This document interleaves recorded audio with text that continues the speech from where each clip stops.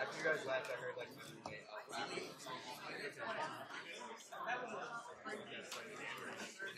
I just turned on and looked at it. Yeah, she took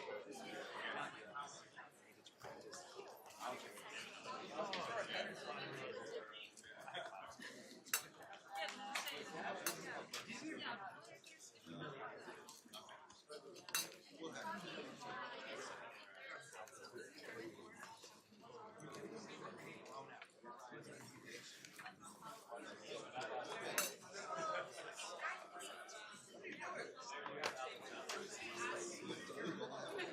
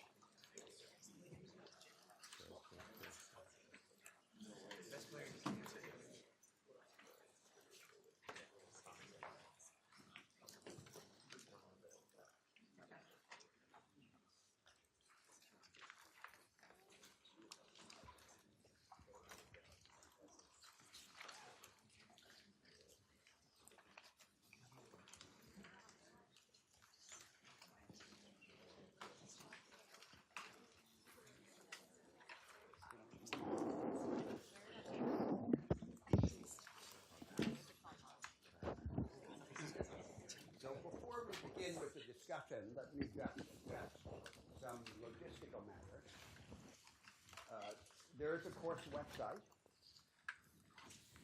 On the course website, we have posted, in addition to the course description and syllabus, all of the readings that are not contained in the assigned books. So the readings are either in the assigned books or posted on the course syllabus. And the course syllabus is an important instrument of engagement in the course. And we will, from time to time, post additional materials and notices. All of the classes will be videotaped, and a tape of the class will be posted 2 or 3 days after each class on the course website. So there's no need to take detailed notes if taking detailed notes prejudices your focus in class, which is more important. We have students here from different schools and different moments in their education. Any undergraduates in the course will be expected to participate in a weekly discussion section. And I wanted to introduce now the teaching assistant, Sasha Gonchov. Sasha. And he will be in touch with the undergraduates and organize a weekly discussion section. We have another partner in this course, Michael Pewitt. Michael is unable to be with us in the initial weeks of the course because of a prior engagement, so he will join us later on in time for our discussion of ancient Chinese and Indian thought. So I think those are the basic logistical matters. My office is next door in this neoclassical building here is called Langdell. The west wing is called Arida, and my office is 226 in Arida, and my office hours are on Fridays from 2 to 4.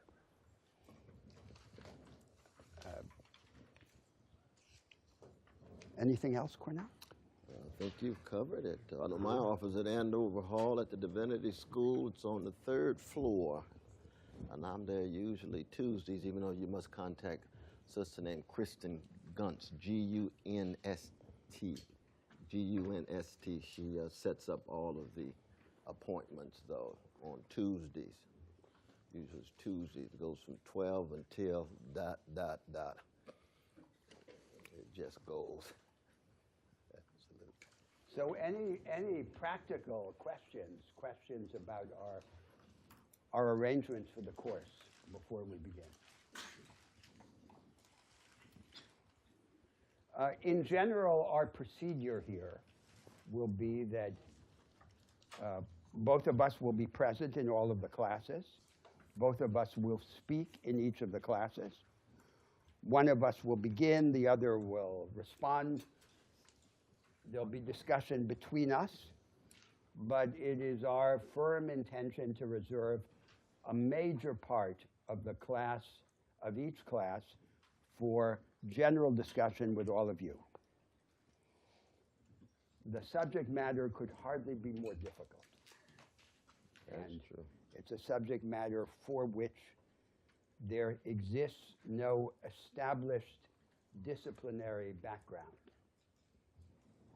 And as will become clear, even in this first class, we are determined to advance to the frontier of the almost unspeakable and the almost unthinkable. And this attitude of ours requires from you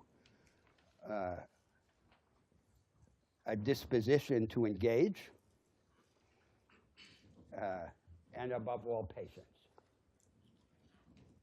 You know, the philosopher Wittgenstein once said, when one philosopher greets another, his greeting should be, take your time. And that is an indispensable requirement for an effort like this one. If you're impatient for a system, for clarity, for a clear route, this is not the place to be. We're dealing with subjects that resist the attempt of the mind to dominate and make everything transparent. Nevertheless, we will conduct a struggle Absolutely. to achieve a minimal degree of light. So shall we begin, or are there any other questions? Anything more you want to say, Cornell? No, I just want to say that I'm blessed to be here, and I look forward to each and every one of us unsettling each other. And anytime I get a chance to be in a context where I am unsettled and I get a chance to unsettle my dear Professor Unger, that I met him over 40 years ago. He was in his mid-20s, and he was already the wunderkind. He was already the young philosopher who was trying to hold on to traditions that had everything to do with what this class is about: concrete lived experience, praxis against the status quo. And here he is now, still so-and-so years young, and we've had a chance to teach on American democracy, but we have never had a chance to teach this course on the conduct of life, where these deep existential issues come at us. And so just to be able to live long enough to be in conversation with my dear brother Unger on these kind of issues brings unadulterated joy to my heart. And that's why I'm on fire about this class. I'm telling you. So we can just begin. You see, he's written some wonderful things on the board. So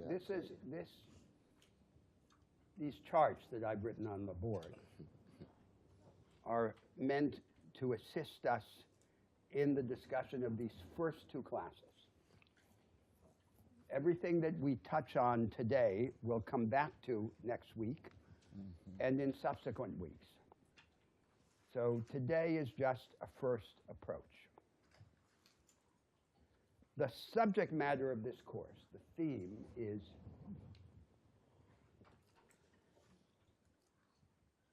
the basic orientations to existence that are available to us. And it will very soon become apparent that this subject matter is decisively not the subject matter of most of academic moral philosophy. Most academic moral philosophy is concerned with what in this chart is labeled meta-ethics. Certain methods of justification or argument, as opposed to what you could describe as first-order projects. What to do.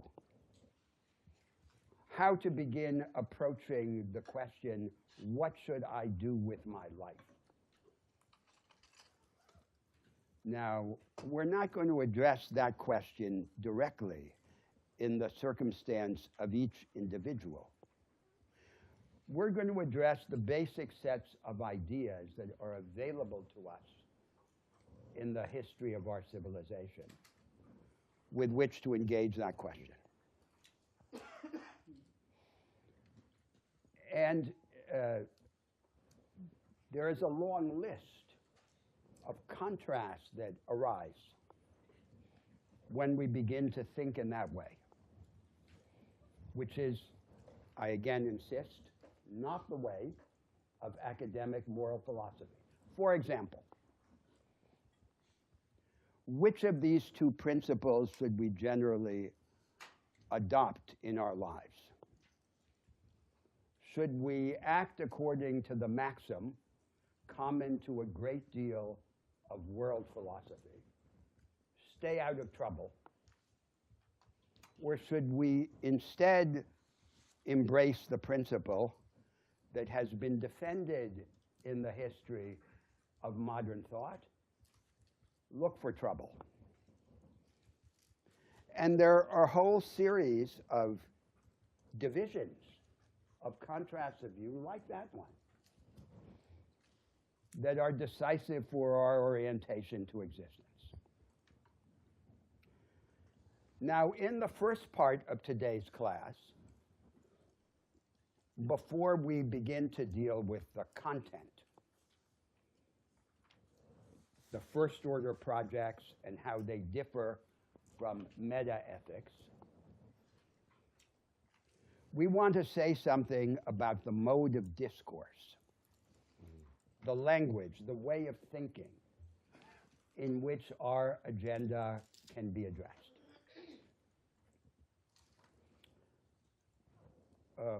We imagine that there's a space, an intellectual space,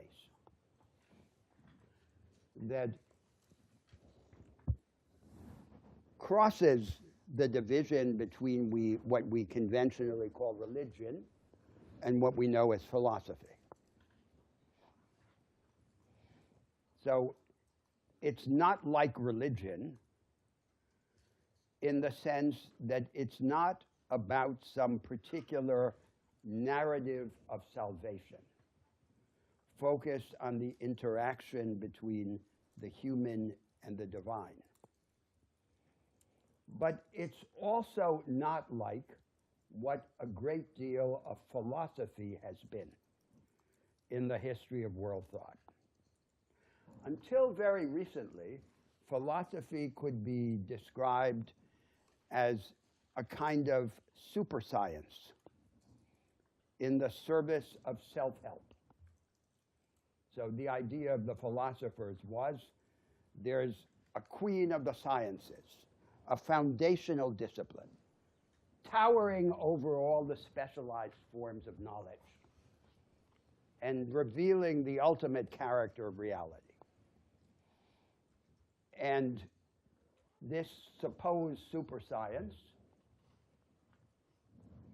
is mainly enlisted in the service of a form of self-help. It has been, to a very large extent, a way of casting a spell on ourselves so that we can assuage our anxiety, our fright, with respect to some of the basic problems of existence, beginning with our mortality. Now this idea of philosophy as a super science in the service of self-help, in much of the world, in the academy of much of the world, has been cast aside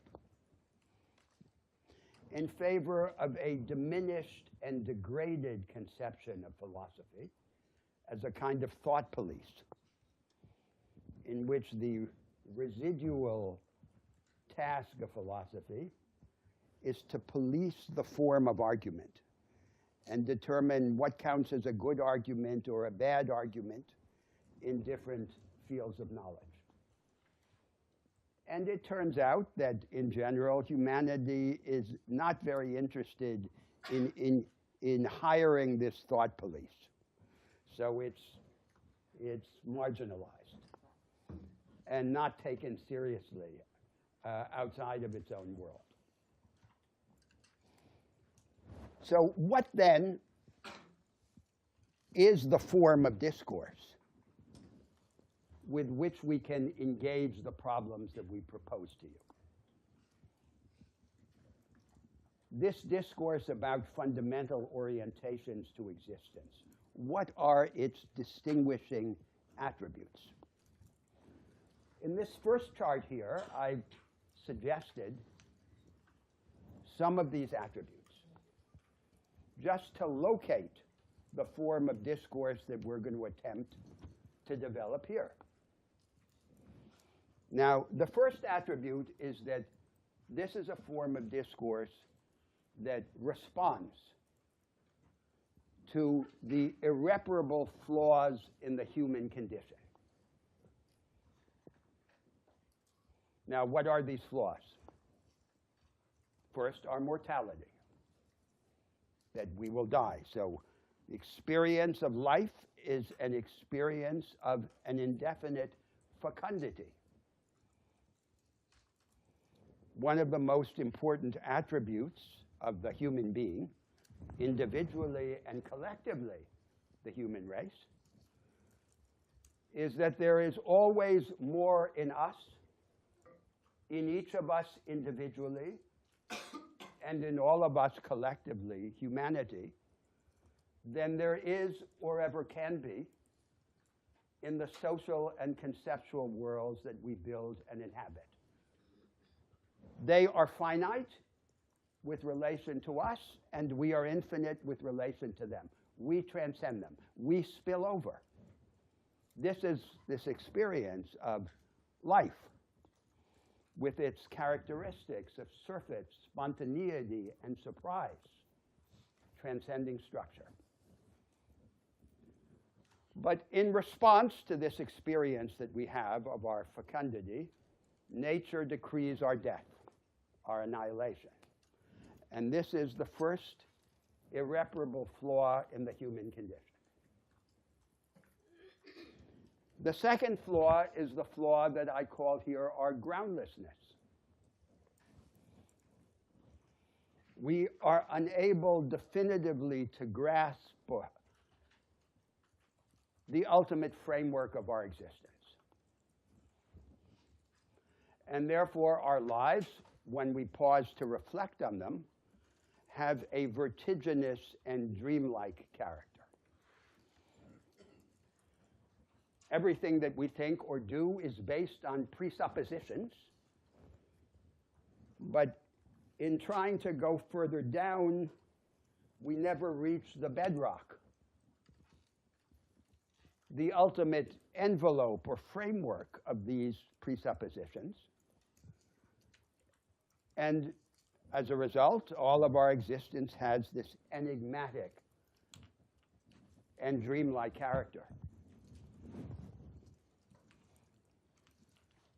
The third irreparable flaw in the human condition is our insatiability. We human beings want the unlimited. But everything that surrounds us is limited. And so our characteristic predicament is to seek the unlimited from the limited. That's what we do. Our desires, all of our desires and aspirations, have an indefinite and roving quality. And then we fix on some paltry proxy for the unlimited, the absolute, the unconditional. And in our relations to one another, even in the most intense relations of mutual recognition and love, we seem to want from the other something that the other is never able definitively to give, which is an assurance that each of us has an unconditional place in the world. Now, there's a fourth feature of this situation, which might not be regarded as irreparable. And that is our susceptibility to belittlement. We have this experience of fecundity, of transcendence, but the ordinary experience of human existence is an experience of constraint and humiliation, which it would be the task of politics to modify, if not to overcome. But it is ordinarily a part of this human experience that we find it difficult to live as who we imagine ourselves to be, like Hamlet.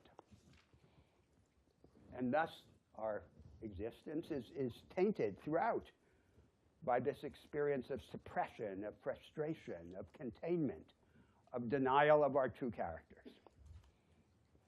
So thought about the orientation to existence is serious to the extent that it addresses openly and courageously these irreparable flaws in the human condition, rather than representing some kind of lullaby or some, what I called it with respect to this classical practice of philosophy, a spell that we tried to cast on ourselves. Now, the second attribute of this form of discourse is that it anchors an existential imperative, that is to say, an orientation to live, to life, a way of living, an answer to the question, how should I live, in a vision of reality. Even if the vision of reality renounces the pretense of classical philosophy of being a foundational superscience and accepts as part of the reality of the circumstance this enigmatic character of our existence.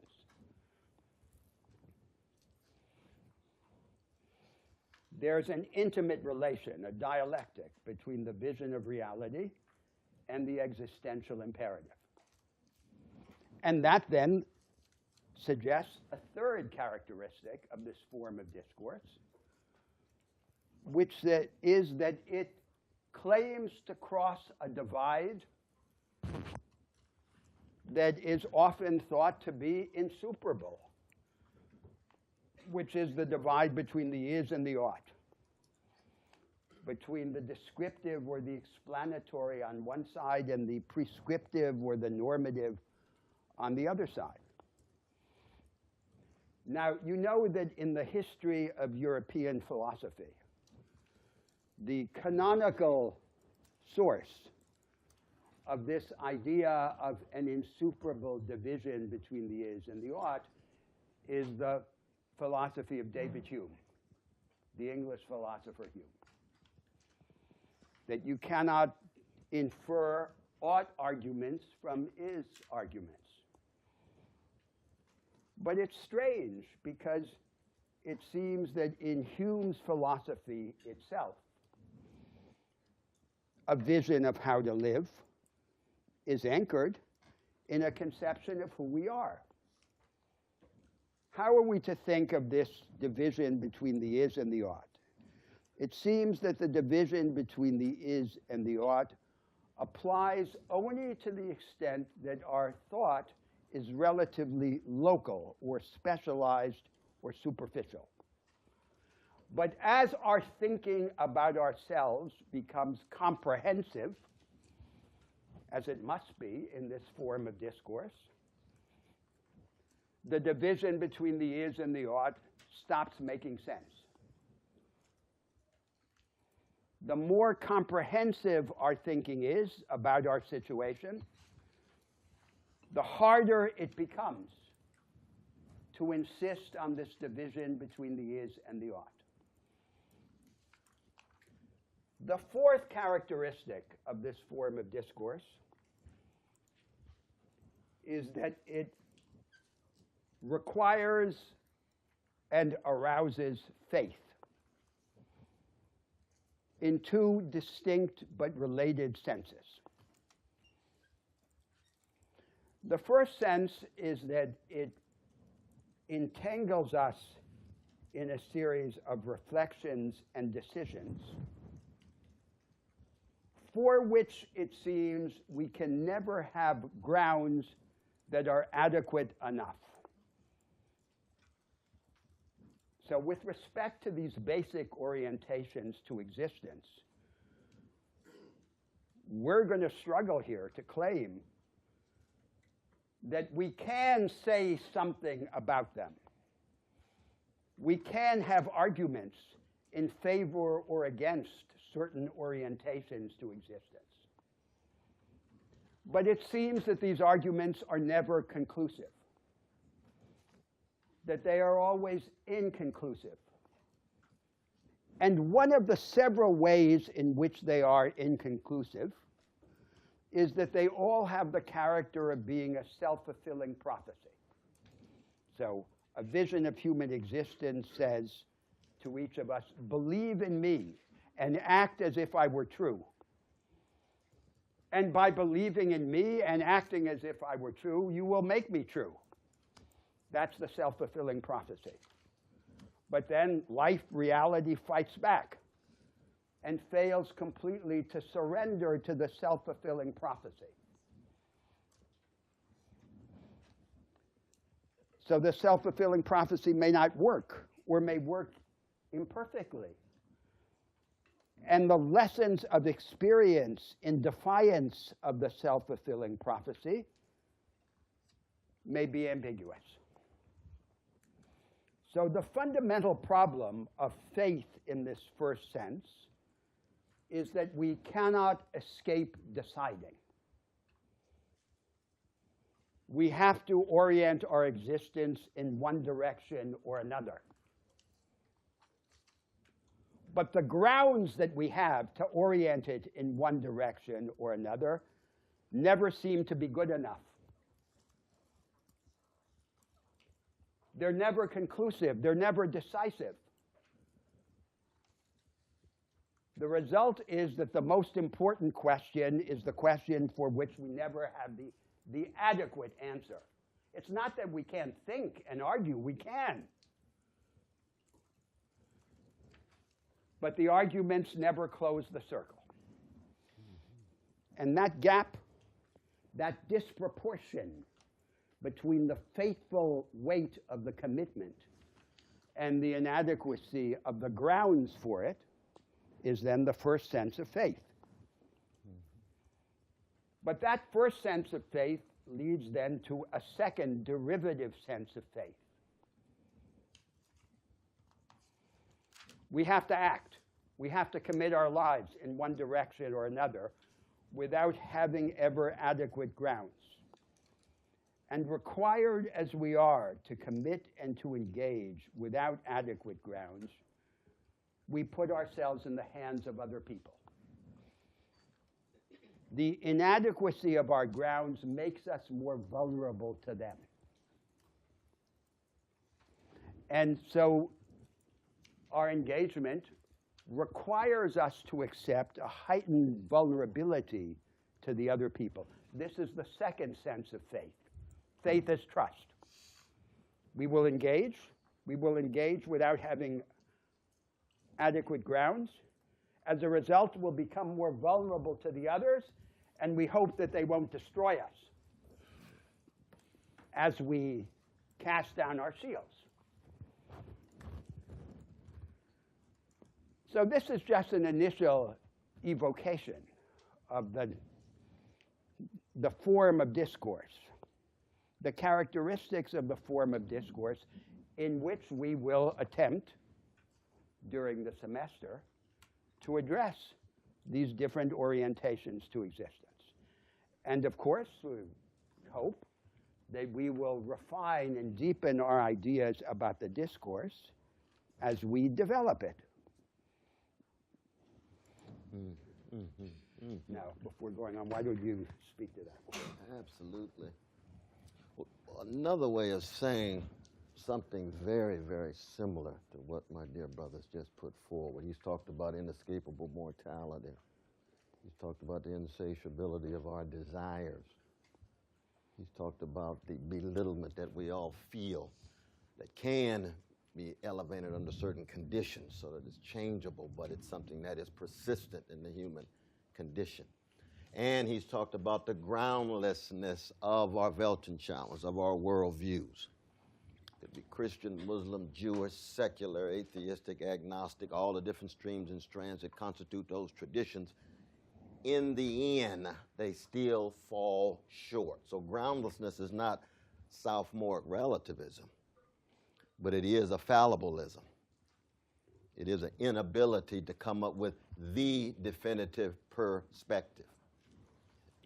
Now, I want to build on that and make a very, very important distinction between the catastrophic and the problematic. And what I mean by that is that the existential and experiential orientations to human existence, as opposed to the more theoretical and conceptual forms, or put it in very crude language, Socratic and prophetic on one side, existential, experiential, scholastic and academic on the other side, abstract, distantiating, and conceptual. Now, in the end, of course, we can learn from each one of those modes.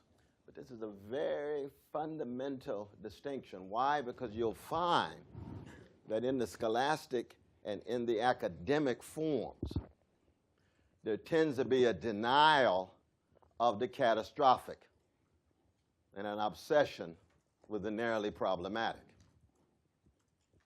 What are you saying? Well, let's look at it in very concrete terms regarding where we are now.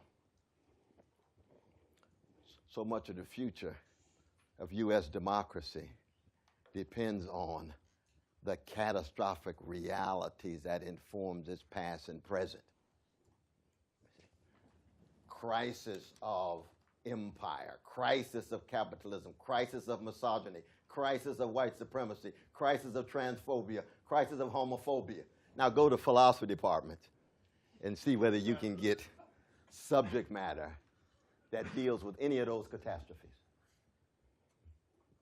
What do you got to say about the crisis of highly financialized capitalism, with 1% of the population own 42% of the wealth, in which the top 3 individuals have wealth equivalent to the bottom 50% of fellow citizens, 160 million people?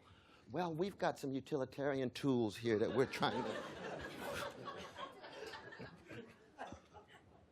What are you going to say about misogyny and and sex? And what are you going to say about white supremacy that you have fought a civil war over? Well, we've got a course over in the corner on philosophy and race. Got a little Du Bois. We read a little Simone de Beauvoir when we have time. I mean, we laugh to keep from crying. There's a wonderful moment in my dear sister's text, Danielle Allen's text on Cuz. She's reflecting on the plight and predicament of her cousin. And she writes a chapter in academic language, impersonal, distancing, abstract. Then she says, oh my God, I'm talking about my cousin. I've got to let go of this academic orientation. I'm going to go existential. I'm going to talk about I. I'm talking about my intimate relation. I, thou, not I, it, in Martin Buber's language. See? The way in which you get a distance from the catastrophic. Well, existentially, what Brother Unger just put forward here, death is not a problem. It's a catastrophe. It's inevitable. You better come to terms with it one way or the other, or you will snap. You will crack.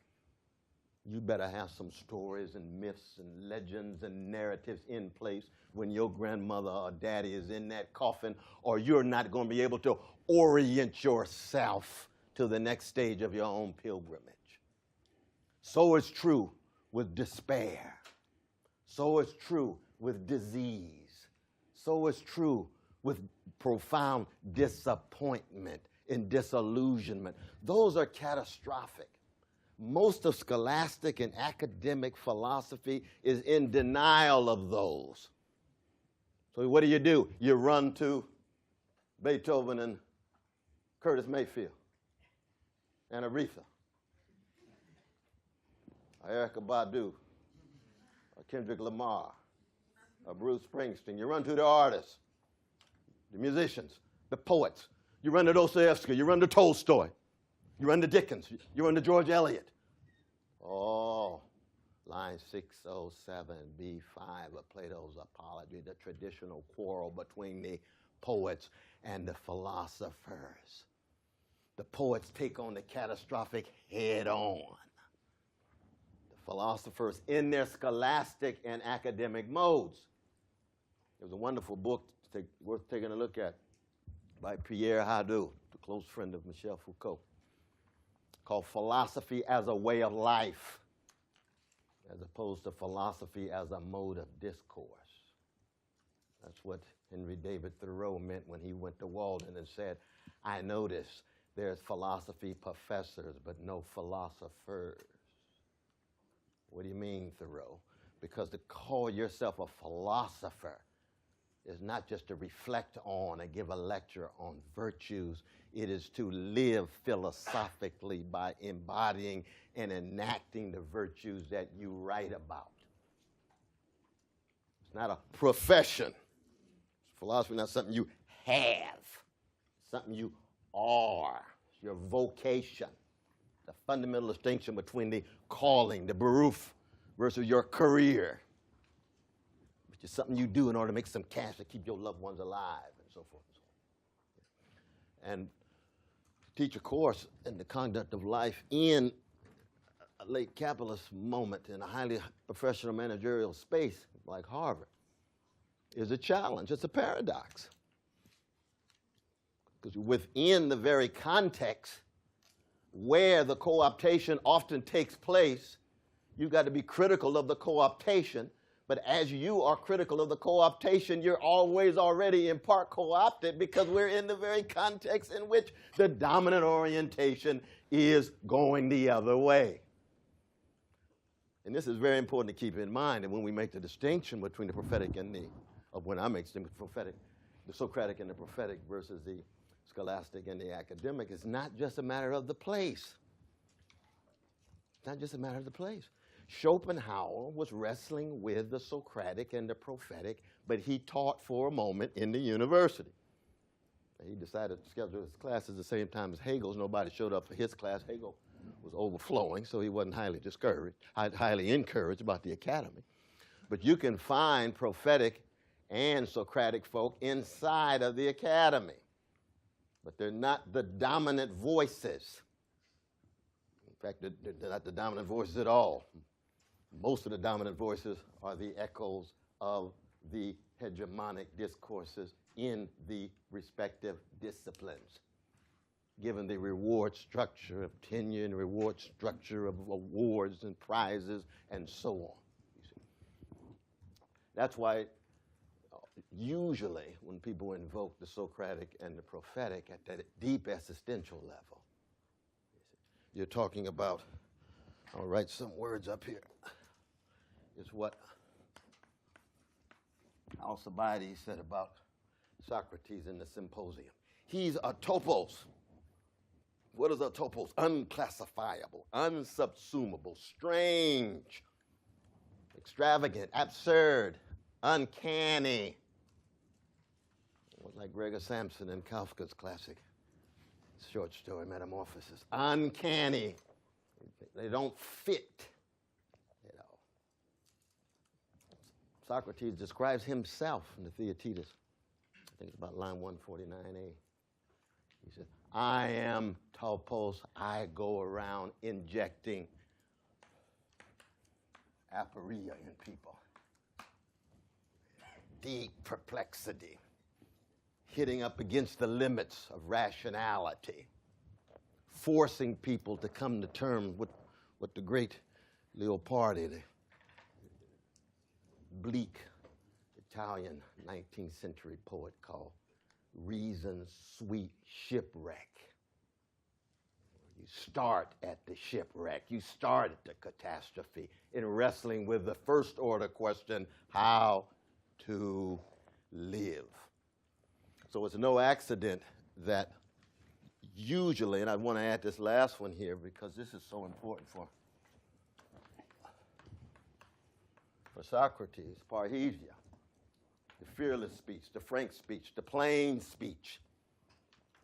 Not deodorized, sanitized, sterilized speech, which is often the jargon of the academy, but the speech that gets right at the catastrophe, the genealogies of the catastrophes, that gets right at the depths of a crisis. It could be the crisis in your home, heart, mind, and soul. It could be the crisis of your community or your family, of a civilization, or whatever. And of course, Socrates says what in line 24a of Plato's Apology? Parrhesia was the cause of my unpopularity. That's what got me killed. The plain speech, the frank speech, the unintimidated speech. There's a connection between being unclassifiable and unsubsumable, refusing to fit in any narrow school of thought or ideology or perspective or vision. Being oneself on the one hand, but also acknowledging the ways in which you can't be yourself unless you acknowledge the variety of traditions that has gone into the shaping of you, what Antonio Gramsci called a critical historical self-inventory. Now, Socrates just called it self-examination, self-scrutiny, self-interrogation. But when you really contextualize, historicize, and pluralize it, you got all these different traditions going into the shaping of who you are. That's a mature form of piety, your acknowledged dependence on the voices that were in place before you arrived. Just as the biological piety of the acknowledgement that you came through your mother's womb or stomach if she opted for cesarean section. Topos, aporia, parrhesia, the centrality of exemplarity. What it means to be tied to examples of arete, of excellence, examples of spiritual excellence and moral excellence. And Socrates, of course, was a certain kind of exemplar.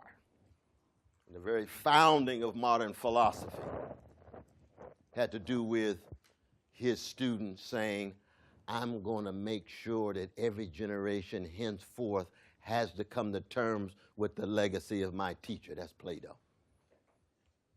And the very fact that we're talking about in 2018 means Plato triumphs. For a good reason. For a good reason, because the issues of what Brother Unger put up, Professor Unger put up here, has so much to do with what we see exemplified in a life lived. Not a life of purity, not a life that ought not to be criticized, but a life lived. And of course, this Socrates never wrote a word, so we depend on Plato and Xenophon and the others who wrote about this particular exemplar. But it's no accident we're going to see that exemplarity, when it comes to live lives, are pushed back in scholastic discourse and academic discourse. Now, Immanuel Kant is a very complicated figure. We'll say more about him. There's much of his philosophical orientation. He's profoundly academic. But you look at his lectures on the Philosophic Encyclopedia where he says, lo and behold, we've lost the ancient understanding of philosophy tied to a lived life. We become artists of reason rather than artists of living. Fascinating moment. Fascinating moment. What does it mean to be an artist of reason, concerned with puzzles, concerned with various logical problems that one tries to resolve solely by means of argumentation, as opposed to recognizing the limits of argumentation and the need for existential leaps, given the groundlessness. Rational argument still can take place, but in the end, you have to make a choice. You have to decide. You have to commit yourself. And to commit yourself is, as James Baldwin put it so eloquently, to put yourself in danger. We can say, I think, fairly surely that academic philosophy is not known for generating persons who put themselves in danger. It's distant, abstract context in which catastrophe is held at arm's length until that catastrophe comes to their house. Usually, in the U.S. Academy, there's one catastrophe that changes everything. War. Watch the nation go to war and see how the university becomes politicized overnight. Oh, we're impartial, we're detached, we have nothing to do with what the conclusions are. We're just interested in the quest. But let the nation be attacked, and all of a sudden, catastrophe intervenes. And all of a sudden, it's highly permissible, if not encouraged, for people to take a stand. Take a stand, but when it comes to ecological catastrophe, nuclear catastrophe, economic catastrophe, moral catastrophe, economic catastrophe, well, yes, we've got to deal with these problems. We'll get to it sooner or later. So when we talk about conduct of life, it's at the individual level, which is existential, interpersonal level, soul to soul, person to person, and then the structural and the institutional level. I've talked just a little bit about the Socratic legacy of Athens. We could talk about the prophetic legacy of Jerusalem. Famous.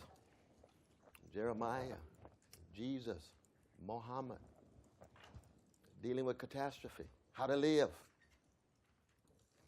Not an algorithm, not a formula, but examples, lived examples. There's a wonderful line in Kant's Critique of Pure Reason, the Norman Kent Smith translation. I think that's on about page 177. He says, examples are the go-kart of judgment. Examples are the go-kart of judgment. If you want to wrestle with the question of how to live and you're open to dealing with the catastrophes, not denying them, then you want to hang around some folk who have been wrestling with these catastrophes, who have tried to respond like Socrates in a self-critical way. Learn how to think for yourself. Or you hang around folk who try to internalize the sensibility of an Amos or a Jeremiah or an Esther or a Jesus or a Muhammad, which is a response of compassion, deep love, not just altruism. We're going to make that distinction. The ways in which love gets domesticated in terms of benevolence or altruism. No. We'll get a chance to talk about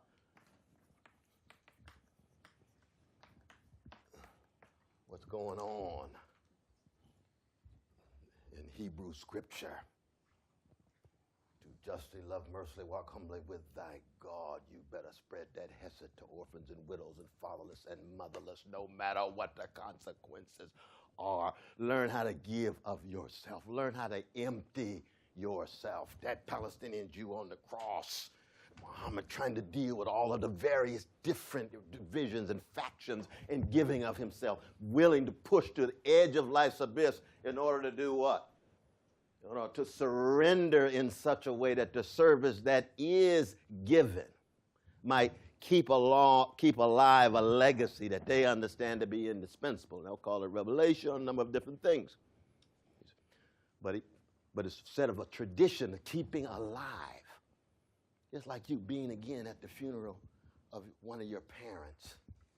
No matter what religious or non-religious orientation you have, you know one of your responses at its highest spiritual level is to allow the best of their life, their afterlife, to be at work in your life.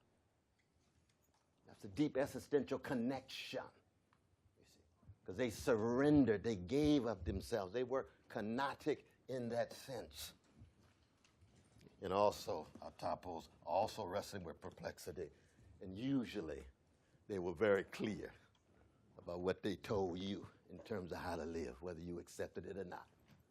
So that's part of, I think, what we're going to be wrestling with when we talk about the conduct of life and ways in which we can be sensitive to some of the insights coming from the scholastic and academic thinkers, but most importantly, the deep existential and experiential thinkers that will be pushing us and challenging us and unsettling us in some joyful ways. I mean, I don't want this to be, let me put this on the top before I sit down.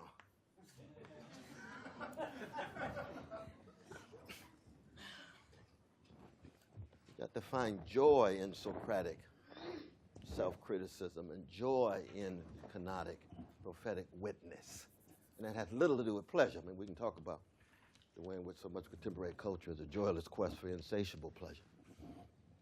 And the joylessness in so many of the pleasures that are available, you see. But that's another day. So should we open it up? Yeah, before we go on, because in the second part of today's class, the idea is that we would begin to introduce the substantive topic of the first order project. By contrast to the traditional subject matter of academic moral philosophy. But before we do that, let's ask we can open it up. if you have comments or questions about this problem of the nature of the discourse. Yes. Mm-hmm. Can you speak louder? I have a question about a term used frequently by adequate? Persuasive,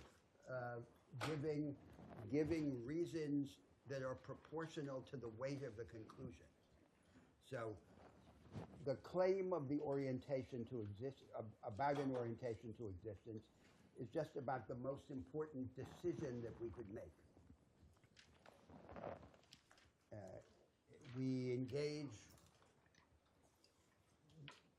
the most important thing we have, which is our life, our existence.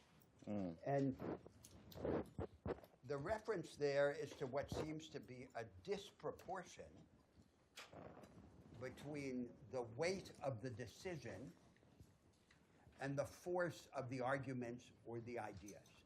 It's not that we don't have arguments or ideas, is that the quality of the arguments and ideas, their persuasive force, their ability to ground or to justify, seems disproportionate to the weight of the commitment. That's the problem.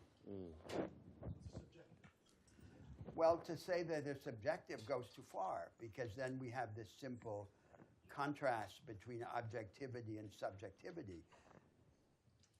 We can make arguments, and arguments from experience. For example, we can say that a certain orientation to existence will be self-destabilizing. It tells us that if we act in a certain way, we will, for example, achieve serenity. And then we try it out, and it doesn't produce serenity. It makes us obsessional or cranks. So the experience belies the promise. That's a simple example of an argument that we make from experience. So the basic working assumption from which we're starting here is that we can make arguments about these orientations to existence. But the arguments never seem to be good enough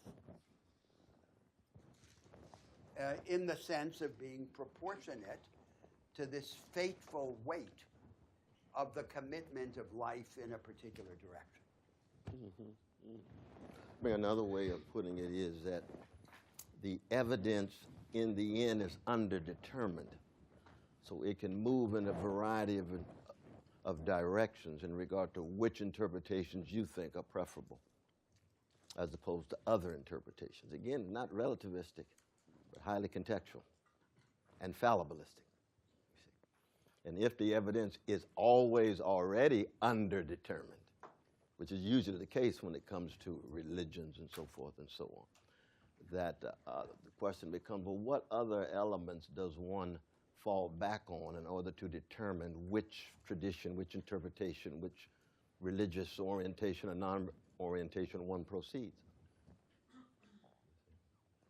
Does God exist or not? Overwhelming evidence. Hell no. Some evidence. Maybe. One's own experience. Hell yes. How you going to deal with all these different levels? You read Dostoevsky, you said no, but he's a Christian. How did he end up? Well, you got to read the last section on the holy fools, right? But he's already given the most powerful arguments against the existence of God. Or David Hume's Dialogues of Natural Religion. No, and he holds on to the no. So that the evidence is underdetermined. It can go a variety of different directions in this way. And highly reasonable human beings can reach very starkly contrasting conclusions. Right? Some of the most intelligent people in the world are Muslims. Some of the most intelligent people in the world are atheists. Some of the most intelligent in the world are Christians. And all traditions have their ignoramuses. But we're making a very particular claim. The claim is that with respect to these issues, there is always at the end of the day a gap, what you could call an epistemic gap, a gap between the urgency of the decision or the engagement and the fragility or the incompleteness of the arguments made on its behalf. So claim is that's not a feature of the way we're talking here. It's a feature of our situation. Yeah. And yeah. the, it doesn't serve as an exemption from the need to decide, because we can't not decide. We will decide in practice by the way we live, and we will decide in the characteristic situation of confusion, in which we act on assumptions that we don't reveal to ourselves. So the narrator in Proust says, "We are friends with those whose ideas are at the same level of confusion as our own." That's our general situation in the world. And we struggle to get beyond that. How far beyond that, we don't know. So this is why this kind of exercise has this character of approaching an uncertain limit. I said, the almost unspeakable, the almost unthinkable. We have a great interest in this topic. It's therefore astonishing that the topic should not be established in the academy. It's not a respectable topic. But how could one escape it? So in our culture generally, if we seek light about this outside religion, we go to literature, to art, where the narrative seems to be profound. We find a profound message, but it's not made explicit in the form of general ideas, of abstractions. That's the situation with which we're contending here. I think even a fuller picture has to do with the ways in which modern conditions has produced highly differentiated spheres. Science here, ethics here, the arts here, religion here, especially religion privatized. And when you're looking for serious wrestling, not definitive answers, but serious wrestling with these issues, you can go to the arts as the best examples. The mediocre examples is to go to the self-help department in bookstores. And the even less mediocre examples is just self-medication, addiction of various sorts, in order to come to terms with what it is to be human and at least feel titillated and stimulated and alive a bit before you put yourself back in professional managerial space.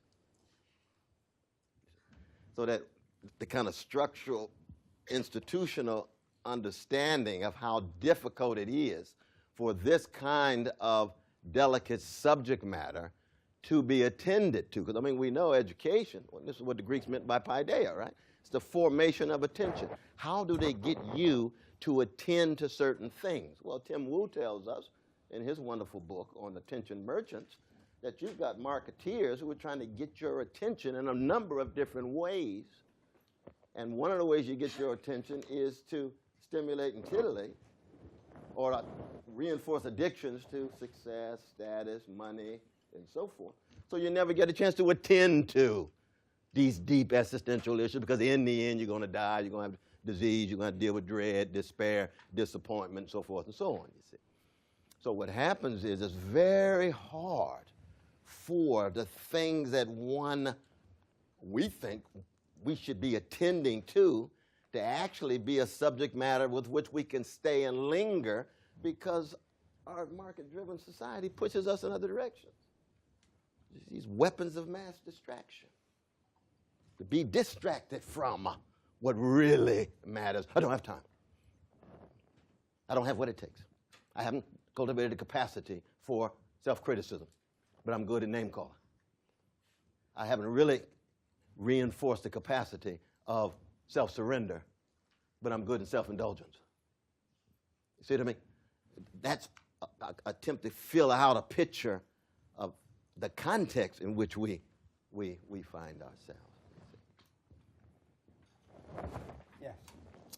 Within the silo that I function in, the so-called irreparable flaws in the human condition were addressed in the philosophies of Indo-Oriental thought as very much being correctable flaws. And in fact, it was that very purpose that drove people towards that philosophy, in that there is a way you can conquer insatiability. You can be satiated to the point of enlightenment, or reach, in some poetic sense, an immortality.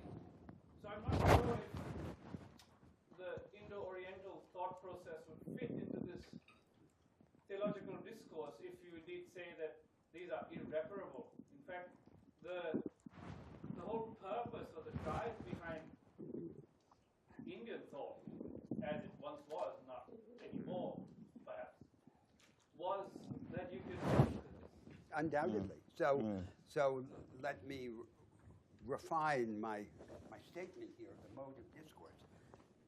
Its first attribute is it takes a position with respect to these apparently irreparable flaws in the human condition. The dominant philosophical and religious schools tell us, in effect, don't worry. They're not really irreparable. It's not just Indo-Oriental thought. It's the religions of the Bible also. They tell us, no, they're not what they seem to be. Death will be conquered. We're not as groundless as we appear to be. We can bring our desires to a resting point. So that certainly is a position, and the dominant position in the history of thought, West as well as East. It's not my position. So, but that's another matter. That's to discuss in the course of the semester. So for me, another stage in the history of our ideas would begin when we renounce the impulse to deny the reality of these flaws and to accept some story about how they're not real. We're not really going to die. We're not really insatiable. We're not really groundless, and so forth. That's a large part of the history of religion and philosophy. I would like to see humanity get beyond that and accept the reality of this condition and liberate itself nevertheless. But that's a great dispute. That's a central dispute now in the debates of humanity. But you're quite right to put your finger on that question. Now, maybe this is a good moment, Cornell, for me to introduce the topic of the First Order Project. Sure. Well, just a burning last question. Yes. Is it burning? All right. When you describe the structural hierarchy of academic disciplines, religion was placed towards the bottom, and you referred to it as privatized. How is it privatized, and why is it placed towards the bottom?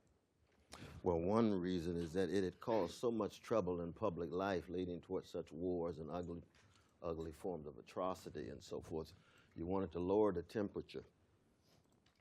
You wanted to privatize it in such a way that the kinds of enthusiasms associated with it in public life didn't lead toward crusades, Christians killing Jews, killing Muslims, and so forth and so on. At the same time, the subject matter of the religions, which has never been private, been holistic across the board.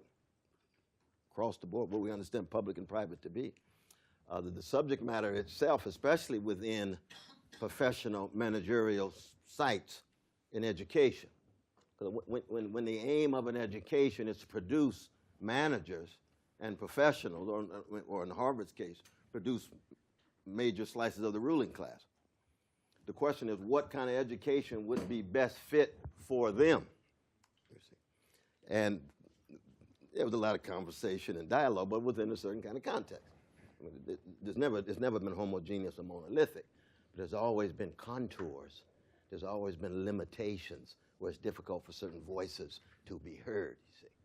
We're going to see this with Emerson when he gives his divinity school address. Allow me to make a comment about this because it's, Yeah. it's indirectly but powerfully It's a good question. related to the topic of our course. Mm. So you raised the question of the privatization of the spiritual, the privatization of religion. This is deeply paradoxical and puzzling. One of the most general characteristics of these world religions, the religions that arose in the world from the middle of the first millennium before Christ to the middle of the first millennium after Christ, from the rise of prophetic Judaism to the prophetic activity of Muhammad, including Buddhism and Confucianism in the East. One of the characteristics of religion is its demand to penetrate the whole of life, not to be cabined in any department of experience. Now, there was a deviation from this self-understanding of religion in some of the religions, and particularly since we are in the United States, in the middle period of the history of Protestantism, an acceptance of the privatization of religion. Religion is a matter of the individual conscience, not to infuse the public space. It was not characteristic of early Protestantism, of Luther and Calvin, Right. who That's had right. a view that demanded to penetrate all of social life, and it's not characteristic of recent Protestantism and its social teaching. It is characteristic of this middle period of the history of Protestantism, which is very important to understand the nature of American liberalism and its attitude to religion. Religion is privatized. It's a matter of individual conscience. And it's not something that you discuss in the public space, either of politics or of thought. Now, this is relevant to what we're doing because we are discussing it in the public space. Here, not of politics, but of thought. And we're not accepting this idea of the middle period of the history of Protestantism. These are profound problems to be hidden in the conscience of each individual, away from the public space. It's astonishing that this could ever have happened in the history of religion, because it's the opposite of religion. Religion always demanded to penetrate the whole of life. But it did happen in some of the religions, and particularly in Protestantism, and it was decisive for the attitude of Americans. So that's why they think that these issues are issues that you deal with in the secrecy of your private life. They're not issues. They're not issues for the agora. They're not issues for the public. For public thought, for public action. But it was never like that. This is a perversion. This is a heresy in the history of Christianity. And so, of course, our whole attitude here is against that. That's in response to your provocation.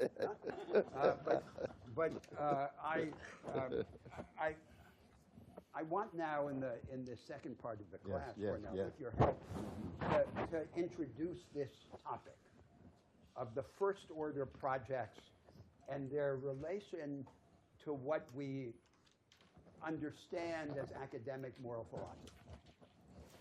And I'm going to refer to the academic moral philosophy, to what I'm calling the meta-ethics, very briefly, without entering into the content. The reading assignment for next week is the introductory chapter of a famous book by the philosopher Derek Parfit that deals with these schools of meta-ethics. And therefore, we will come back next week in much greater detail to this subject. All I want to do now is to introduce the field, the relation of meta-ethics to what I'm calling the first order projects. So academic moral philosophy, especially in the Anglo-American world, over the last several decades, has been largely concerned with a contest among certain higher order approaches to ethics, what I'm calling meta-ethics. What is the method of argument or of justification or decision. As opposed to first order projects, what do I do? How do I live my life? And the way that it is presented in the Anglo-American Academy is largely in the form of a contest among three major meta-ethical orientations. One of them is the utilitarian or consequentialist orientation, historically associated with utilitarianism with Bentham. And the simple formula for this view is serve the greatest good of the greatest number. Think of ethical life instrumentally as devoted to the promotion of the interests, of the welfare, of the happiness of the greatest number of people. A means-end schema. The second meta-ethical orientation is the Kantian or deontological. And its canonical, historical setting is Kant's moral philosophy, the so-called categorical imperative. Act according to a principle that you could will to be universal. So whatever rule you apply, be sure that it could apply universally. And it presents itself, therefore, as not instrumental, but deontological. It's a set of universal rules and principles with this content of, this essential content of universality. Then comes the third, the social contract, which has been reinterpreted by the Anglo-American political philosophers recently in their theories of justice. And the idea is, or the device is, imagine yourself in a hypothetical situation that wipes out all the particulars of your circumstance, of your desires, the so-called original position, the veil of ignorance, and design the arrangements among people so that they can disregard these particulars. What would you agree to in principle if you didn't know what your fortune in society would be? Those are the three main orientations. That's all I want to say about them now. They're described in greater detail in Parfit's text. Now, something remarkable has happened in the history of metaethics. You're going to read the text of one of the most influential of these metaethical thinkers, Parfit. What has happened is that they have, many of them, reluctantly come to the conclusion that these three supposedly incompatible positions are in fact equivalent. Parfit's metaphors are that they're ascent up the same mountain from different sides of the mountain. They're equivalent. Everything that can be claimed or proposed in one of them can be translated without much difficulty into the discourse of the other two. So they've had this struggle in the academy now for decades, and they've decided that it's really not about anything, or at least it's not about the differences among them. Now there are then three interpretations that are suggested here in the chart of this supposed equivalence. The first interpretation is the one argued by Parfit itself. They're equivalent because they're true. The three schools of academic philosophy have these three different views. Now we discovered that they can be translated into one another. That must show that they're all true. That's one interpretation of the equivalence. The second interpretation of the equivalence is that they're equivalent because they're empty. That's why it's so easy to translate them into one another. They don't actually require or command anything in the orientation of a real human life. they're infinitely elastic. If you were trained, for example, as a lawyer and you had half a brain, it wouldn't take you any time at all to make the same arguments and the same claim in these 3 different languages. It could be a school exercise. And then there's a third conjecture about their equivalence, which has an uncertain relation to the other 2 conjectures. The third conjecture is that they're equivalent because they all share a very particular approach to the moral life, which is the idea of the primacy, the supremacy of impartiality or universality or altruism. So on this idea, the fundamental problem in the human life is selfishness. Our experience of ourselves, of each of us, is that we're at the center of the world. And the task in the moral life is to overcome this self-centeredness and to view ourselves and treat ourselves as just one of many. And utilitarianism, Kantianism, and social contract are, on this conjecture, just 3 different ways of stating this particular view of the problem of the moral life. Now, this is not a self-evident view, because, for example, in Christianity, one could take the position as an interpretation of Christianity that a fundamental revolution brought about by Christianity and continued by Romanticism was the idea that altruism is not the highest form of moral experience. Altruism is inferior to love, and love is different from altruism. Love is a relation among equals who accept their reciprocal vulnerability, who require to be recognized by each other. It's not a one-sided gift from a distance and from above. And it's higher than altruism. It's more important. It has more transformative potential. Now, I mention that just to say that the primacy of altruism as the organizing principle of moral experience is not self-evident. And the proof that it's not self-evident is that it has been contested and denied in the history of our moral and spiritual ideas. But it is the unstated or unjustified common premise of these 3 meta-ethical propositions. So that's like 90% of academic moral philosophy in the English-speaking world, the contest among these 2 schools. 10% is what's left, moral casuistry.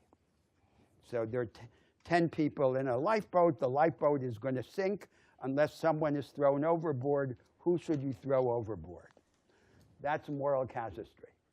It's the discussion of a series of fantastical moral dilemmas on which these general principles have almost no bearing. There's almost no relation between the meta-ethical schools and the moral casuistry.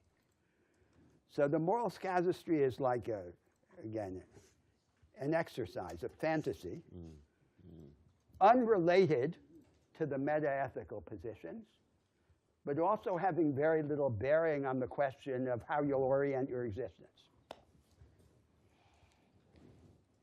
So that's not what our course is about.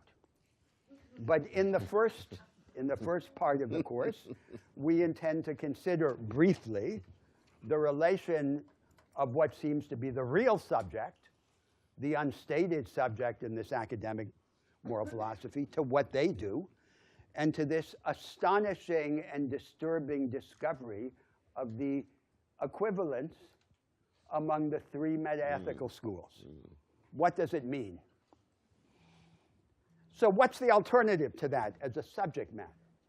The alternative are what I'm calling here in the chart, the first-order projects. It's not about these higher-order methods, forms of argument. It's about the direction of human existence down below.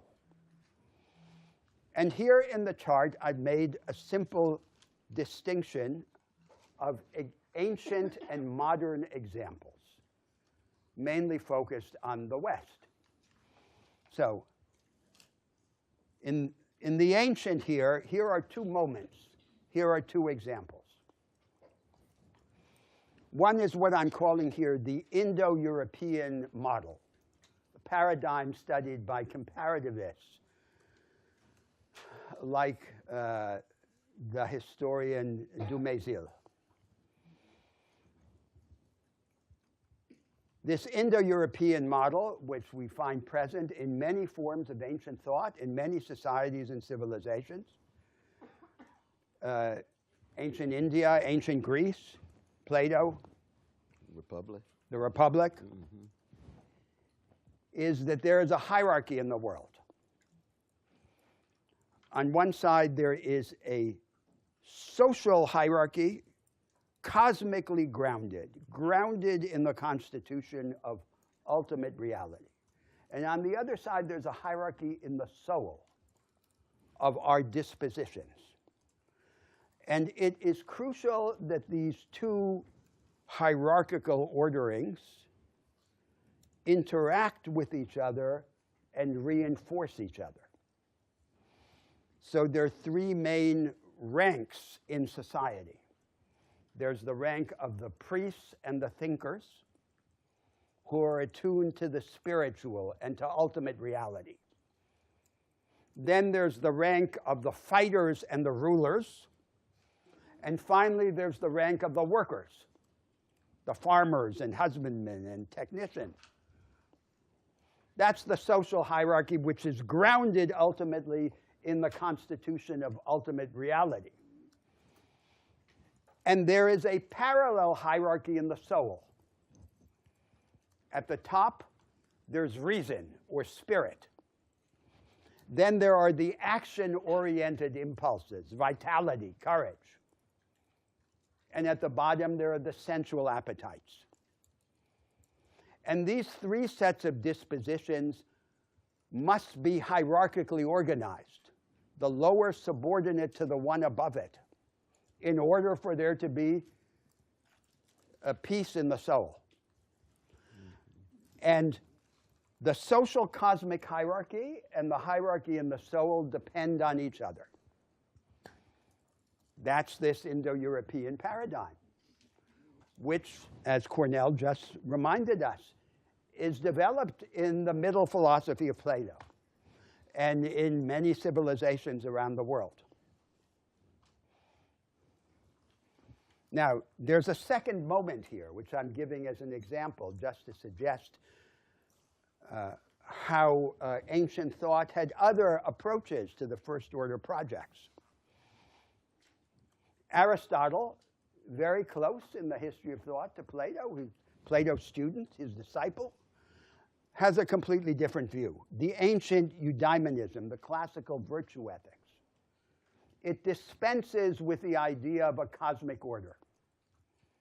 And it grounds a conception of our moral life in a moral psychology against the background of an ontology, a philosophy of being. Every being has certain predispositions or potential and develops to that end, to that potential. And if we understand humanity in that light, we can see that there is a certain moral logic of humanity which will be the basis for the orientation to existence. Aristotle develops this in the Nicomachean Ethics with a conception of the virtues. The virtues are the habitual predispositions to action. And we favor always the middle ground. So courage, for example, is a middle term between cowardice and rashness.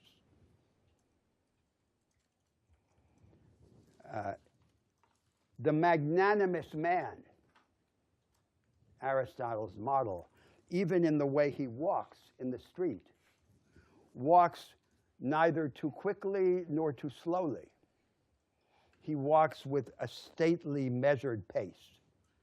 self-possessed, fully serene, the master of his situation. This is the conception of human life which is presented there. Serenity is the reward for this lordship over oneself. So this is a world in which the idea of the cosmic order and its partnership with order in the soul has been abandoned, but there's nothing infinite. There's no conception of radical transformation in either society or the individual. Now we come to the characteristic modern first-order projects. Now here's a very interesting fact in trying to compose this chart. These are just examples. Now, but they're examples of the most important subject matter, the orientation to existence. So you think there'd be a vast established literature about the major orientations to existence, but there isn't. And the mere composition of a chart like this is a puzzle. It's strange. So I've just given some examples. So first order project is the Christian life. The Christian life, traditionally understood in the West as the imitation of Christ, of the life of Christ.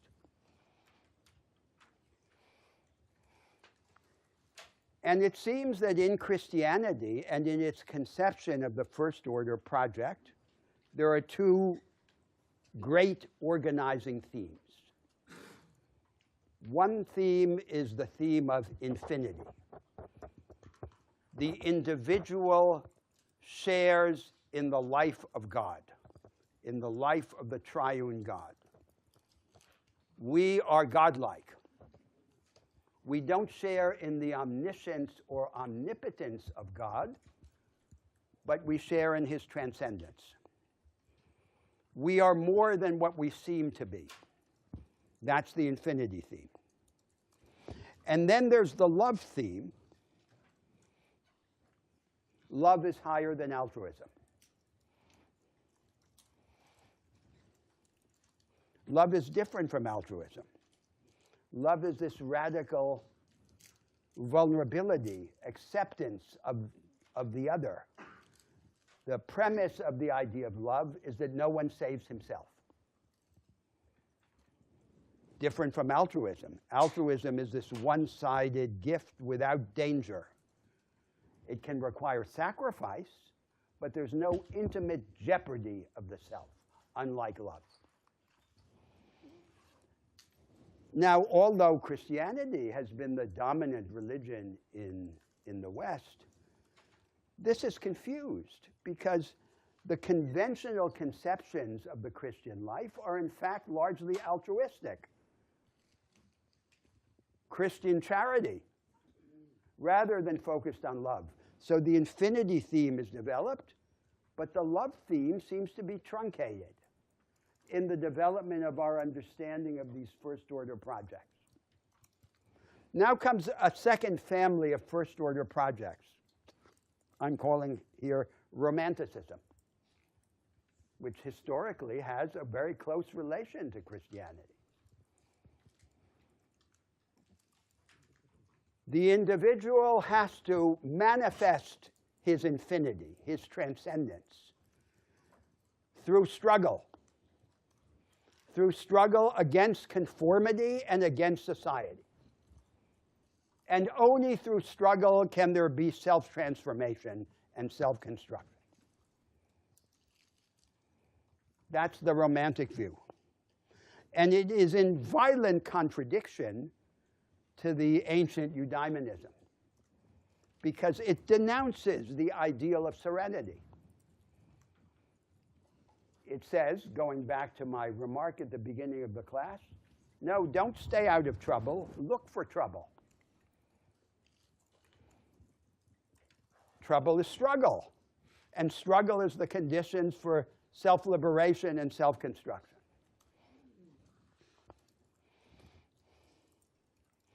Now here comes a third family of views. which in opposition to the idea of the supremacy of love over altruism, embraces a radical altruism. We should serve the collective ascent of mankind. We should be instruments of this rising up. And the theoreticians of this religion of humanity have been philosophers like Jeremy Bentham and Auguste Comte. But if you look at what they actually said and did, they seem to be ambivalent about their own religion of humanity. I was giving the example of Bentham having written in the dedication of a book to a lady in London society the following: the best way to be happy is to make other people happy. The best way to make other people happy is to pretend to love them. And the best way to pretend to love them is to love them in fact. So in only 2 moves, he jumped from Benthamism to Christianity. Some ambivalence about the religion of humanity, some confusion in the mind of the philosopher. Huh? Now then, we have this 4th idea here, that the road to our ascent is through this privatization of the sublime. We were just speaking of the privatization of the sublime in the religious context. The things that are most precious, deepest, our engagement with art or religion, with pleasure, are in the pianissimo of the personal life, not in the public. And that's the high point of life. And the sublime cannot take the public form. It cannot infuse collective life, either politically or doctrinally. It can exist only in the form of intimate experience. And the cultivation of these exemplary intimate experiences is the main goal in life. So there have been philosophers like G. Muir. The economist Keynes had this view, which was characteristic of his class or his faction in English society. And it is a view that remains attractive to a large part of the educated and disenchanted classes in the contemporary Western societies. And here I stated this 5th view. I've called here the paradise of fulfilled desire. There's a euphoria of desire. Fourier, Marcuse, the anti-Freud. Freud is sort of the reverse side of this.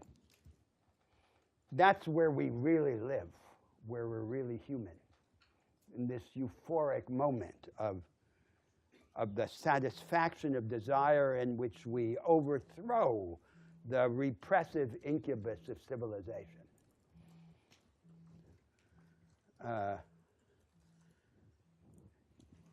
Now, look at the structure of this chart. So first of all, the difference between the ancient and the modern.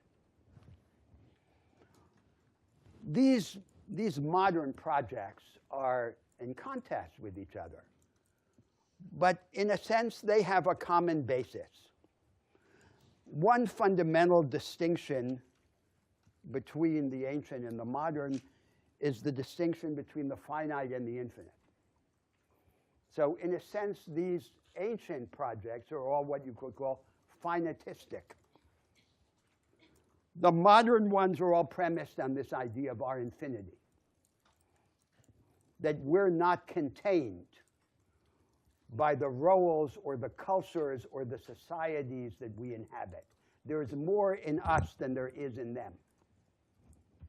And that's the shared premise of all of these modern first-order projects. But there's a second premise, which is political rather than metaphysical or psychological. And that's the idea that there is no incontestable order of social life. that all the institutional arrangements of society that are established or that have been inherited are not an acceptable and definitive home for the human spirit. We are strangers in them. We are exiles in them. And we are then in a relationship of tension with the established organization of society. In all of these modern projects, there seems to be a complicated relationship between the theme of infinity or transcendence and the theme of the inadequacy of the established social form of human life. But they're all different. Now, so think of the problem that this chart presents to us. We want to discuss the orientations to existence. And it's not as if this subject hadn't been discussed in the history of our civilization. There are these thinkers, these schools of thought. But once we make them explicit, most of us would feel, how could anyone believe completely in this or that? Once they're expressed doctrinally as doctrines or projects, their incompleteness, their problematic character becomes manifest. So what do we do? So what's our response to this? Is our response that they all have somehow a side of the truth and we mix them together? Or we look for something else? Or we try to deal with the problem of the commitment of existence without formulating the issue and these general ideas? That's the problem. That's what this exercise reveals. The immense difficulty and confusion of the exercise that we have proposed. But you know, there's three things I would add. You tell me what you think here. How are we doing with time? We have time. We have 10 minutes or so. And you tell me what you think. We got science, we got markets, and we got nationalism. And all three, in their very complicated ways, making this distinction, the ancient to the modern. Yes. The mathematicizing of knowledge, the new physics of Newton, and then on to Einstein. And the unbelievable way in that reshapes our understanding of what it is to have a first order moral project. Because no one can deny the unbelievable triumph in the shaping of our lived experience of science and technology. And it's almost, you can call it the kind of late triumph of Pythagoras. You remember Pythagoras said what? Number was at the center of reality. Well, if you ask the new physicists, it is about numbers. It is about mathematicizing. It's about quantifying. In fact, it's about quantifying to such a degree, you got to quantify in social science. They're trying to quantify novels now. They want to quantify poetry. You say, hold up, wait a minute. We accept the cell phones, but this is very real, because part of the connection of the religion of humanity was, can science generate a first order morality, a first order moral project, given the unbelievable authority of science that proves itself over and over and over again? Then you've got the most powerful ideology in the modern world, which is the nation state and nationalism. And what is that? It's a militarizing too, because what is the distinctive feature of the nation state is not just that it has a monopoly on the institutions of administration for public resources and public life, but it has a monopoly on instrumentalities of violence. And you see the escalation of militarized nation states in which what? In which people are, and this is a distinctive feature of a first order moral project, which is what? Are you willing to die for it? If you're not willing to die for it, it's just chit-chat. Like but Cornell, what then is the relation of nationalism to the contest of these projects? Well, but these all together, you got the science, yes. And you've got markets. I don't want to downplay markets and capitalism commodification. So you got nationalization, militarized. You got commodification, Yes. penetrating every nook and cranny. Then you've got science in its triumph. What space is left for these particular alternatives and options on the ground Well, that can actually have rootage and anchorage in the hearts and minds well, of let souls? me then make an Sure, argument you with come back. respect to nationalism. Sure, Because sure. it's true that each of these subjects you propose suggests another perspective Yes, on our yes. on our subject matter. Yes. So, what is the distinctive character of modern nationalism? For the ancient Romans, to be a Roman was to live according to the customs of the Romans. In other words, the collective identity is concrete. It is equated with a set of customary forms of life. Yes, yes. Distinctive character of modern nationalism is that there's a worldwide struggle of emulation, ideological and economic, among the nation states. And in order to survive and prosper in this struggle, they must give up parts of themselves. That is to say, they must sacrifice some of their customs. They must look around the world and cannibalize the things that are tried out in every other part of the world and recombine them. So the collective identities then become eviscerated. They become abstract. And we have now in the world a will to difference that is aroused or inflamed by the waning of actual difference. So two nations live side by side, and they hate each other, not because they are different, but because they are becoming alike, and because they want to be different. So the will to difference is poisonous insofar as it is eviscerated. That is, if there are concrete identities, the concrete identities are porous and subject to compromise.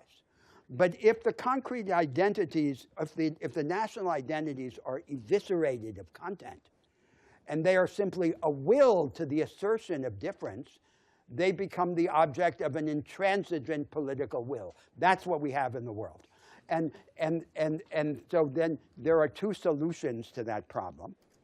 One solution is the solution of liberal cosmopolitanism, which is simply to suppress the will to difference and to establish a universal regime in the world under the command of the great powers. And the other solution is to equip the will to difference with instruments for the creation of actual difference, so that the nations of the world can become different, so that they can make themselves different. And their difference will be the less dangerous, the more tangible and empowered it is. It is dangerous because it is empty.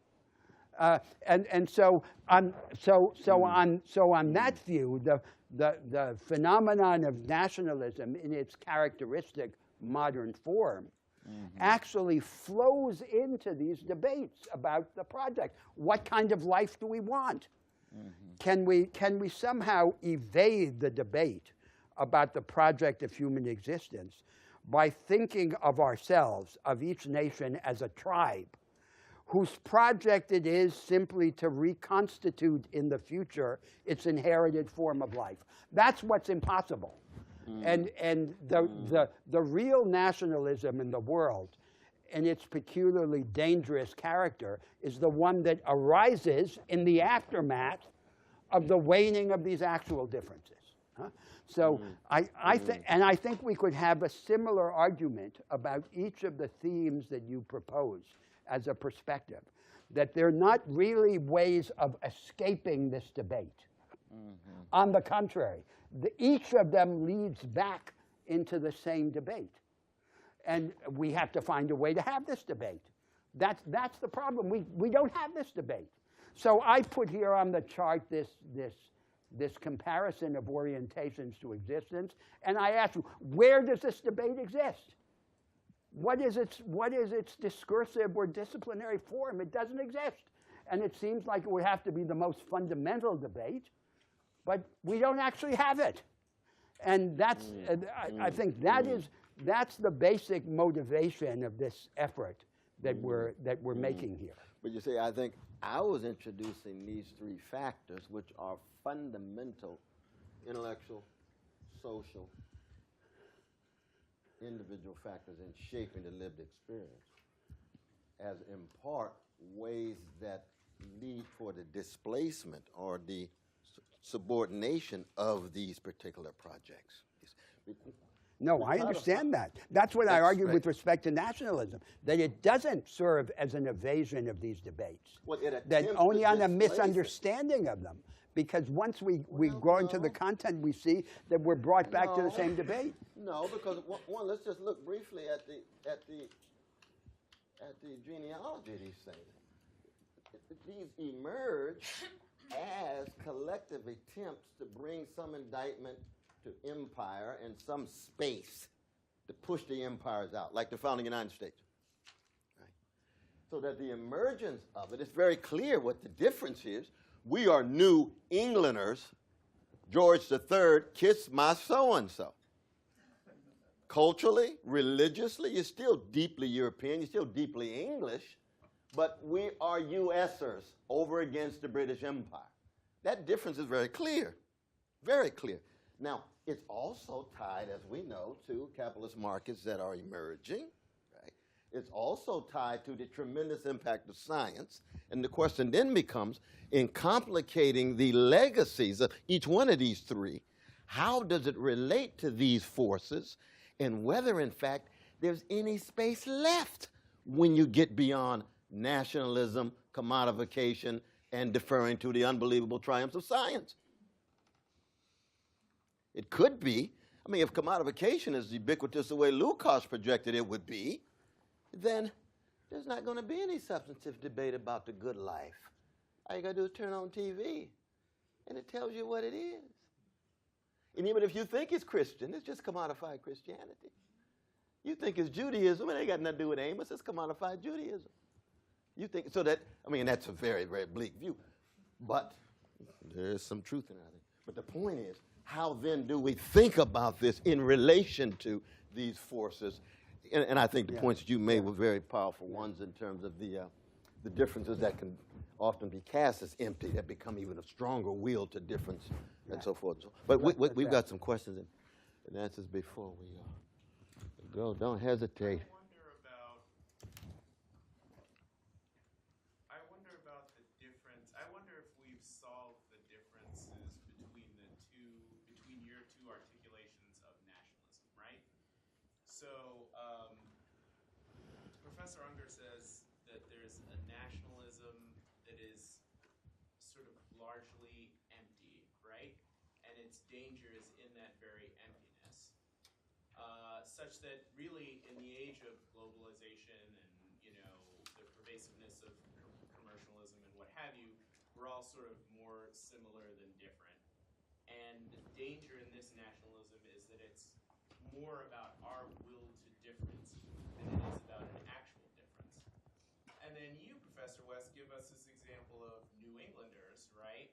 And I think to myself, well, yeah, but you just said we're mostly the same, right, culturally, and in all these other ways. So is that not an example that Professor Unger could use to say, yeah, well, the danger in that is that this difference is more about us desiring difference than it is about an actual difference. And then how does that, so is the space between you really resolved in that example? I think that one way to moderate the divergence, if there is a divergence between us, has to do with the respective roles of the past and the future. So we have the differences that we inherit, and then we have the differences that we create. And we, of course, have to create the future differences with the material of the past differences. But on this view, on this characterization of the situation that I defended, the future matters more than the past. And the inherited material is dissolving. Prophecy matters more than memory. And the modern nationalism is more dangerous and more promising because it's properly understood to be about the future more than it is about the past. And that's then the question. What is the direction? What is the role of the different nations of the world in a world of democracies, of free societies? The fundamental idea is there's no natural form of social life. Therefore, humanity can develop its powers and possibilities only by developing them in different directions. So the national distinction in the world has as its legitimate basis a kind of moral specialization within humanity. That's why we should want to have different nations. No, no, see, this is the difference. Experiment. This is the difference. Let me just put this up here before we got to go. Something called the military. People need protection. They have profound fears for protection. The fundamental role of the nation state is not moral specialization. It's to protect folk with their military. Yes. So there's different. Is also escalating, especially these neo-fascist days. That's escalating because the fear is overwhelming and you want some military protection. The difference between New England and England was the military was repressing and de-representing us, or repressing us and not allowing our voices to be heard. So we can have the same breakfast in Boston and London, but the troops got to go. The British troops got to go. That's very important. Go right ahead.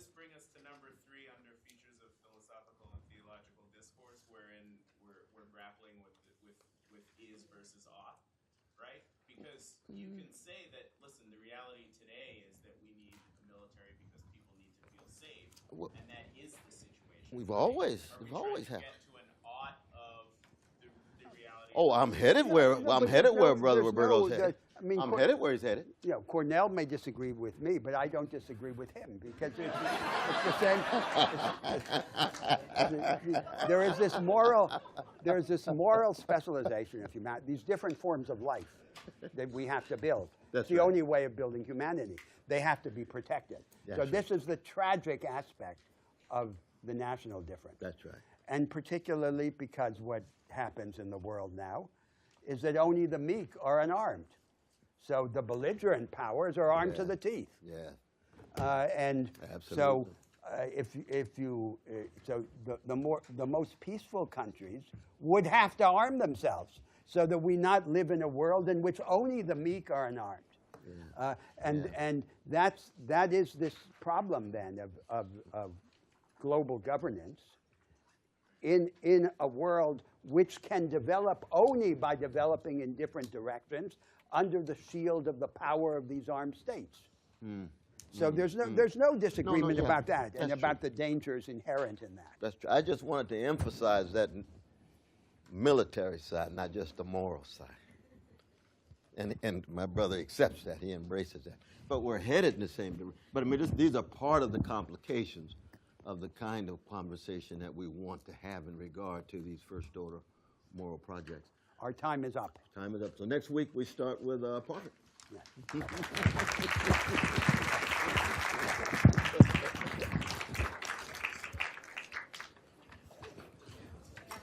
Yes. I want you all just to meet one another because now he's the head TA. Great. And I don't know what the numbers are like, but but once you get a chance to decide and so forth, if there's any possibility of this brother, he's been mine, he's high quality, one of the best that I know in the university. But if possible, I don't know what the thing is. Absolutely, and I did my best to advertise this course as wide as I could. Oh, is that right? Already? Yes, okay, including that's cool. sending a message to Professor Naj and telling him that whoever had the taste of the great hero course should come here to get the taste of the political. That's wonderful. No, that's good then. That's definitely. Yes, how you doing there? My son told me I'd be crazy if I didn't get your autograph. Oh, sure. Please. Look right over here. Thanks, Professor. It's a blessing to hear your voice, sir, brother. Very important question.